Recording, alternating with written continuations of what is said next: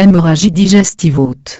C'est une urgence médico-chirurgicale, qui met en jeu le pronostic vital. En effet, elle peut avoir rapidement un retentissement circulatoire majeur avec risque de choc hypovolémique, peut récidiver de façon imprévisible. La tolérance à l'hypovolémie dépend du terrain et des pathologies associées. Nécessité d'une hospitalisation. Faire le diagnostic. L'hématémèse, c'est un vomissement de sang rouge ou noir, non aéré et mêlé de débris alimentaires. Il faut la distinguer d'une hémoptysie, rejet de sang rouge rutilant, aéré, sans débris alimentaires, au cours d'un effort de toux, et d'une épistaxis postérieure, déglutie. Le méléna, ce sont des selles noires, poisseuses, malodorantes, d'aspect comparable au goudron frais, peu ou non accompagner une hématémèse. Il doit être différencié des selles noircies par certaines médications comme le fer ou le charbon. La rectoragie, c'est une émission de sang rouge par l'anus. 1. Mettre en place la réanimation, dont le rythme de surveillance est fonction de la gravité de l'hémorragie. 2. Évaluer la perte sanguine. 3. Évaluer les facteurs de gravité. Mettre en place la réanimation. Pose de 2 voies veineuses périphériques de bon calibre. Oxygénothérapie, pour assurer une ventilation correcte, oxygénothérapie nasale voire ventilation assistée sur son trachéal. Pose d'un sonde gastrique, se souvenir que l'absence de sang n'élimine pas une origine duodénale. Maintenir un état circulatoire correct par un remplissage vasculaire parfois complété de transfusion de sang isogroupe, les résus prélèvements sanguins, FNS, groupage, plaquettes, ionogramme, glycémie, créatininémie, bilan d'hémostase, surveillance clinique, pouls, tension artérielle, fréquence respiratoire, diurèse, biologique, hématocrite, pour adapter le besoin transfusionnel, tension artérielle supérieure à 10. Le rythme de la surveillance est fonction de la gravité de l'hémorragie.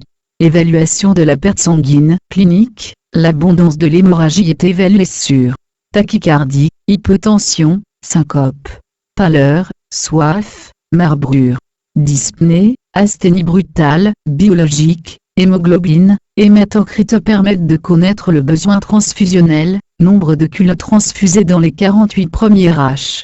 Évaluation du terrain, la comorbidite.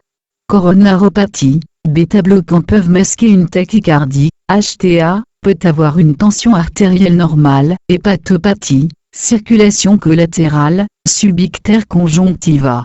Insuffisance rénale ou respiratoire. Établir le diagnostic étiologique. 1. Hématémèse, sans hypertension portale. Ulcération gastro-duodénale. Syndrome de Mallory-Weiss. Œsophagie peptique, avec hypertension portale. Rupture de varices œsophagiennes. Hématémèse.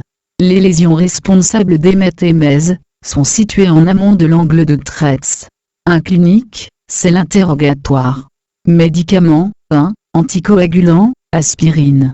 ATCD, UGD, cirrhose, vomissement, éthylisme 2. Biologique, insuffisance hépatocellulaire.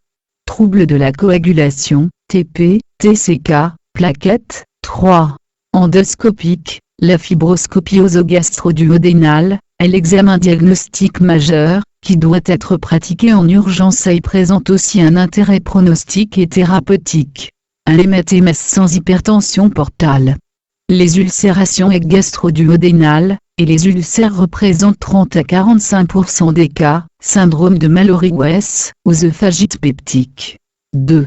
Hématémèse avec hypertension portale, les ruptures de varices œsophagiennes, représentent 30% des cas.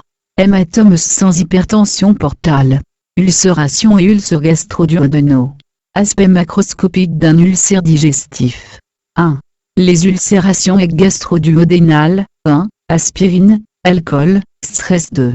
L'ulcère gastrique, révélatrice dans 30% des cas, l'hématémèse est la complication la plus fréquente de l'ulcère gastrique, 30% des cas. 3. L'ulcère duodénal, révélatrice dans 30% des cas, l'hémorragie cesse spontanément, sans traitement, dans 80% des cas.